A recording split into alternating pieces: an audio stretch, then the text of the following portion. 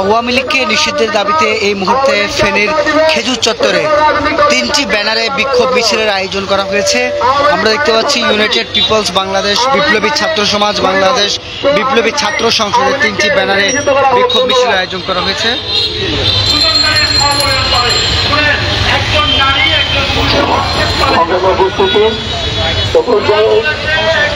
আপনাদের সম্মুখে বিপ্লবী ছাত্র সমাজ থেকে আরেকজন প্রতিনিধিকে বক্তব্য দেওয়ার জন্য অনুরোধ করছি। বিপ্লবী ছাত্র সমাজ ফেনী জেলার অন্যতম প্রতিনিধি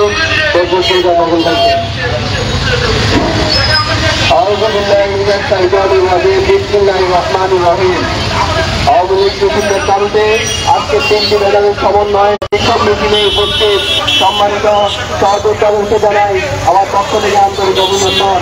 তার সাথে সাথে সাংবাদিক বন্ধুগণ তাদের মধ্য দিয়ে আজকে সারা বাংলাদেশ সহ ফেনী সহ সারা বাংলাদেশে আমাদের এই প্রতিবাদ তুলে ধরার জন্য সকল সাংবাদিককে জানাই ধন্যবাদ। উপস্থিতি আপনারা জানেন বাংলাদেশের বিগত 17 বছরে যে আওয়ামী লীগ বাংলাদেশের সংবিধান, বিচার বিভাগ সকল কিছুকে বিজ্ঞানগুলি প্রদর্শন করে প্রতিনিয়ত তারা রাতের ভোট করেছে। তারা ভোট ডাকাতি সহ খুন নির্যাতন বাংলাদেশের তাদের আমলে 5ই আগস্টের ছাত্র হত্যা, বাকিমের শাপলা হত্যাকাণ্ড, আমাদের কলকাতা হত্যাকাণ্ড সহ 2 আগস্টের যে যুবপরাধ যুবকরা আন্দোলনে সমান্তরের মতো করে 2000 হত্যা করা হয়েছে। তারপরে বাংলাদেশে তাকে কোনো আইন নেই তাদের নিষিদ্ধ করার জন্য। 5ই আগস্টে যে ঐতিহাসিক মুহূর্তে জনতা আওয়ামী লীগকে লাক্ষার পরিশ্রম করে বাংলাদেশকে তাদেরকে ভারতের গুলি শেষ করেছে। এরপর বাংলাদেশে আওয়ামী লীগ রাজনীতি করার অধিকার রাখে না।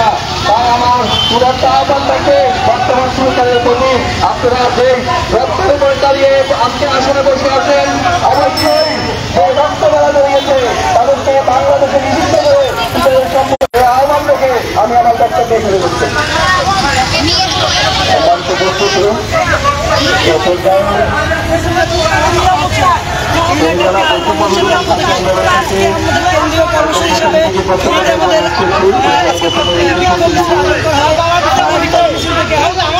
জানাতে চাই আওয়ামী লীগকে অতি দ্রুত